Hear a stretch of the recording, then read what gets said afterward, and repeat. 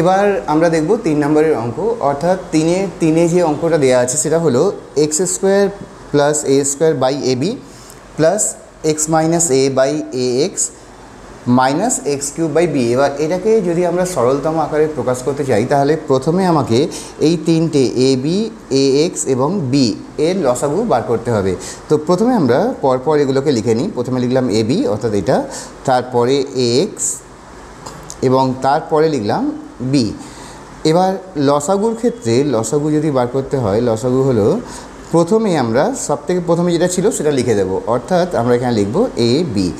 এর পরের লাইনে যাব, এর পরের লাইনে দেখতে পাচ্ছি যে আছে এ, অর্থাৎ আমরা এখানে এ লিখে দিয়েছি, লেখার প্রয়োজন নেই আবার ডাবল করে, এবং তারপরে আছে এক্স। এবার এখানে এক্স যেহেতু নেই তো আমরা লিখব এক্স। এরপরে যাব থার্ড লাইনে, অর্থাৎ এখানে দেখব বি। দেখো বি অলরেডি আমরা এখানে বসিয়ে দিয়েছি, তাহলে আমাদের এখানে লসাগু আমরা পেলাম এ বি এক্স। তো আমরা প্রথমে এটাকে এ বি এক্সকে লিখে দেবো, অর্থাৎ এটা হয়ে যাবে এরকম, নিচে লসাগু করব এবং এখানে লিখব এ বি এক্স।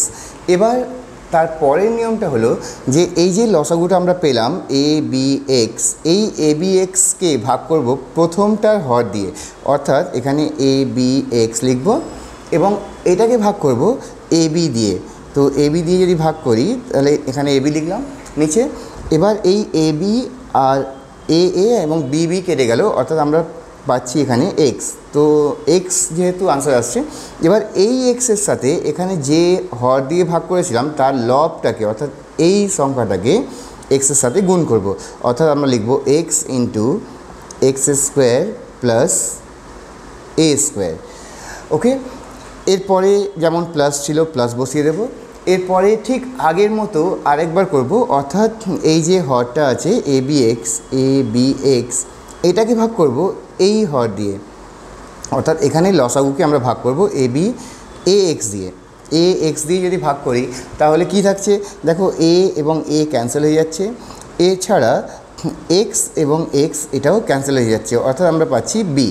তো এখন যে বিটি পেলাম এই বি এর সাথে আমাকে গুণ করতে হবে ওপরের এই সংখ্যাটাকে, অর্থাৎ আমরা লিখব বি ইন্টু এক্স মাইনাস এ, এবং তারপরে ঠিক একইভাবে এটার মাইনাস বসাবো। মাইনাস বসানোর পর এখানে আবার এই এ বি এক্স দিয়ে এ বি এক্সকে ভাগ করব বি দিয়ে, অর্থাৎ আমরা এখানে লিখব এ বি এক্স এবং তার তলায় লিখব বি।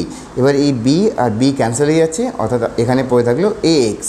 তো আমরা এটাকে লিখে দেব এ এক্স আর তার সাথে গুণ করব ওপরের এই লবকে, অর্থাৎ এক্স কিউবকে। এরপরে এগুলোকে গুণ করে দিই। তো প্রথমে যদি এটা গুণ করি এক্সের সাথে এক্স স্কোয়ার যদি আমরা গুণ করি কী পাচ্ছি, এক্স কিউব। তারপরে প্লাস আছে এই প্লাসটা, তারপরে এটার সাথে এটা গুণ করব, অর্থাৎ এ স্কোয়ার এক্স। আমরা এক্স এ স্কোয়ার লিখতে পারি, কিন্তু প্রথমে এবিসিডিগুলো লেখা হয় তারপরে এক্স ওয়াই লেখা হয়, তাই আমরা এখানে এ স্কোয়ার এক্স লিখলাম।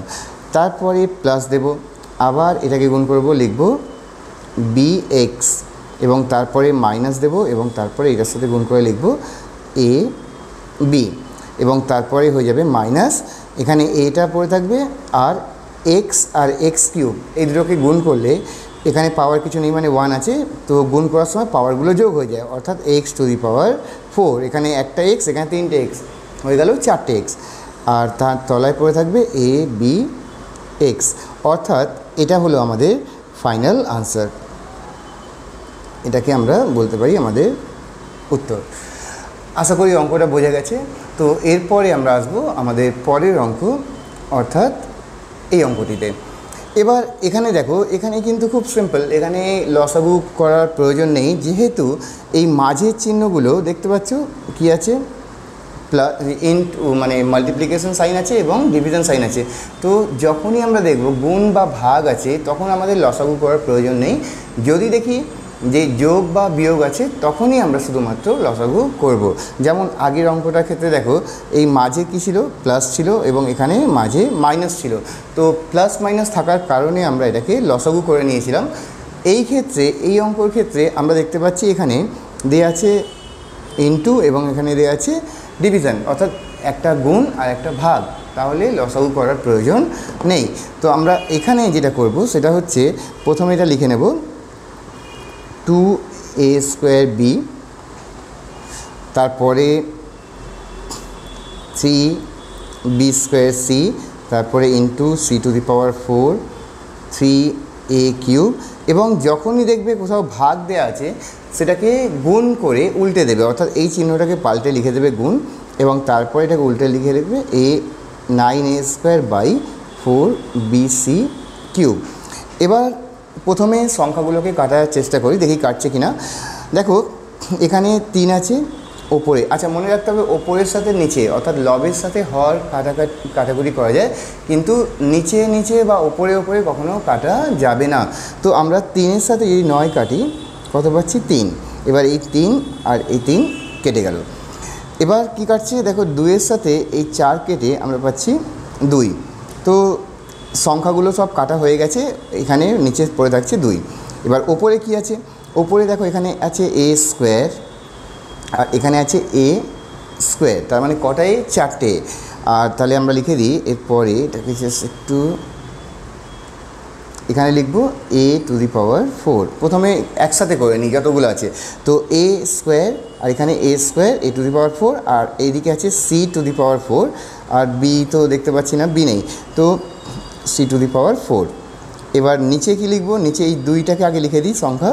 এবার দেখো এখানে b স্কোয়ার আছে আর এখানে একটা b আছে, অর্থাৎ b দুটো আর এই একটা 3টে, অর্থাৎ লিখব b কিউব। এবং তারপরে c আছে কটা, c একটা, এখানে c হচ্ছে 3টে, অর্থাৎ c হচ্ছে 4টে, আর a এখানে একটা পড়ে আছে, তো এটাকে লিখে দিই এর পাশে a কিউব। এটাকে আগেও রাখতে পারি পরেও রাখতে পারি, অসুবিধা নেই।